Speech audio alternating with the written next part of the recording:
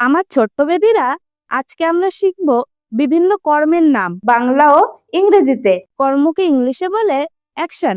Action মানে কর্ম। ইট, ইট মানে খাওয়া। ড্রিঙ্ক, ড্রিঙ্ক মানে পান করা।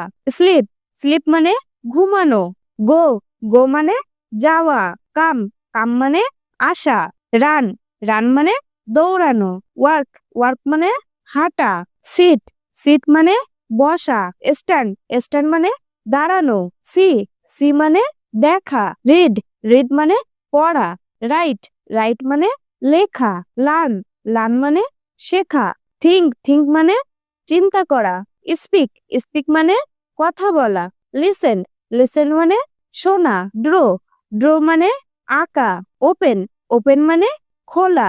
ক্লোজ, ক্লোজ মানে বন্ধ। হ্যান্ড ওয়াশ, হ্যান্ড ওয়াশ মানে হাত ধোয়া। ক্লিন, ক্লিন মানে পরিষ্কার করা। কুক, কুক মানে রান্না করা। বাথ, বাথ মানে স্নান করা। প্লে, প্লে মানে খেলা করা।